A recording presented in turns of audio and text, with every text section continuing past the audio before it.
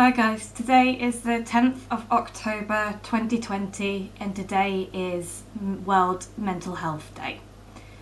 I wanted to talk to you about personally my struggles with mental health. Firstly, I will apologise if you can hear the tumble dryer in the background, but I thought I would talk about mental health. Personally, I have dealt with mental health during this pandemic mainly. I have struggled with mental health in the past, and today it has changed a lot and for the better. Without the help of Mind, the wellbeing service, my colleagues, my friends, my family, I wouldn't be here today. I went through what I could explain a very difficult time. I came to the point that I tried to commit suicide twice and take my own life. If it wasn't for the people that I have around me, as I said, I would not be here. I have made a lot of changes to fit around what I'm doing now. Sorry, I'm trying to get comfy because I'm sitting in a weird position. I will admit that without these services and as well as Samaritans, that's the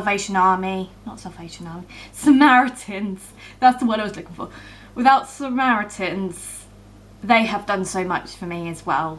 It came to the point that Brett caught me and told me to ring somebody. I rung Samaritans and they helped me so much and made me realise what was happening and what was going through my head. As well as the crisis team, as well as Samaritans, I also got in touch with the first response team as well, and they helped as well. I had to go off work for 2 months. I signed myself sick for 2 months and the doctors kept me going, and I'm now back on my antidepressants, which I'm on escitalopram 20 milligrams. I was on 10 and it's now escalated up to 20. I know it can go up more and you can end up taking more, but that's not what I want. For the moment, fingers crossed and touch wood, I am at the best I can be at the moment. I've broadened myself, I've started YouTube back up, I've gone back to work, and I've had the amazing support from all my colleagues. So if any of my colleagues are watching this, thank you. I wouldn't be the person that I am now without your support, and that you lot come up to me nearly every day asking if I'm okay, if anything needs doing, is there anything I can help with, and that has put a big smile on my face. I went off with mental health back in June, end of June, beginning of July, and I think it might have been because I missed my family. I couldn't see my family. And it's the fact that my family lives 45 minutes away, other than my dad that lives about a 15-20 minute drive. But yeah, my family lives 45 minutes away and I struggled.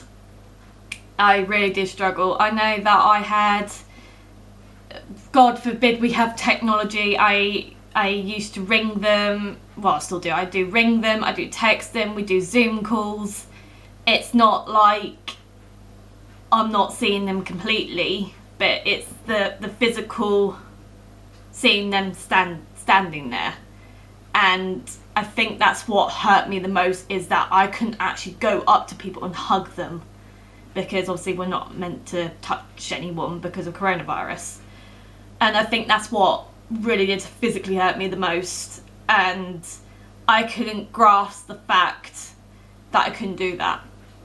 And the other thing is, working did become difficult at one point, that my mind could not reset in what was happening at work, especially with everything that was going on around me with coronavirus and taking action, and it was the fact that I was amongst it all. But I do appreciate the things that have happened, that I know what to expect if a second wave was to hit us.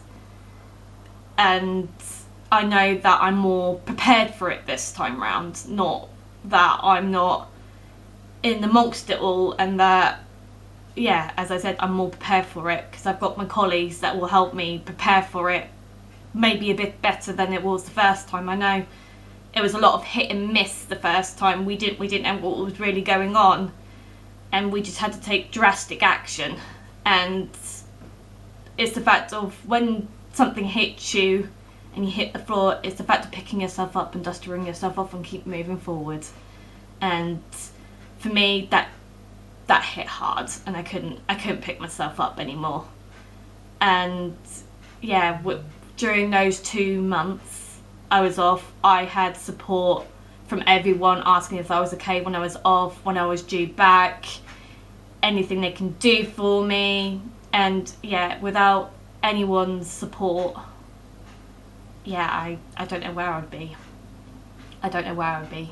I would be most probably in a very dark place, and I don't want to describe that dark place because I'm in my happy place now. But yeah, so in conclusion, there are Samaritans, there's first response, there's the crisis team, there's wellbeing services, there is also mind, and there's a list of anything else that will help support mental health.